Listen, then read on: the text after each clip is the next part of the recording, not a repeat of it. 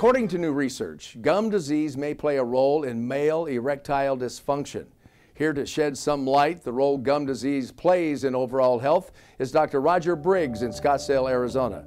Dr. Briggs, how's gum disease related to ED? With gum disease, as we've known now, more and more things are being linked to this inflammatory, this infection that occurs in our mouth.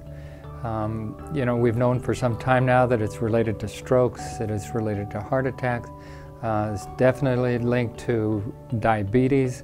All of these things are linked to inflammatory conditions or the circulation. So it wasn't very long before some researchers somewhere said, well, if this is associated with those things, perhaps erectile dysfunction, which is a blood flow issue, might be related to it. What is periodontal or gum disease? Yeah, those are big words, but the bottom line is it's a bacterial infection, and there's about 500 different types of microorganisms that can live in a normal, healthy mouth.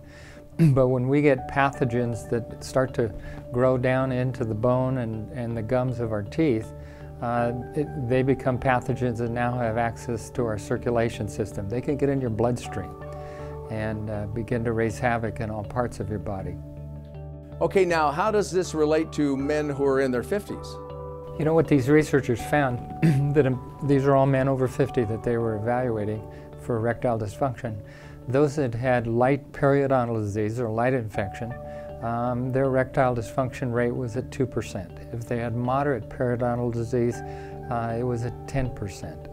And then if they had severe periodontal disease, their erectile dysfunction went up to 16%. So that's an 8-fold increase from light to severe periodontal disease, which leaves no doubt at all that there's a link that in some cases can affect erectile dysfunction from periodontal disease. Okay, should practitioners that treat ED include gum disease as an indicator? You know, one of the things that's nice about the internet and news programs like this in particular is that healthcare professionals sometimes get focused just on their area of expertise, and perhaps some of the erectile dysfunctional centers that focus on that treatment may not be aware that the current research has shown that periodontal disease can be a cause of it. So I think it's good for even healthcare professionals out there to learn that, once again, periodontal disease, it strikes at a part of the body we would never believe it would have anything to do with. How do you treat periodontal disease? You know, periodontal disease, when I started back in the dark ages, was pretty revolving around some sort of surgical procedure.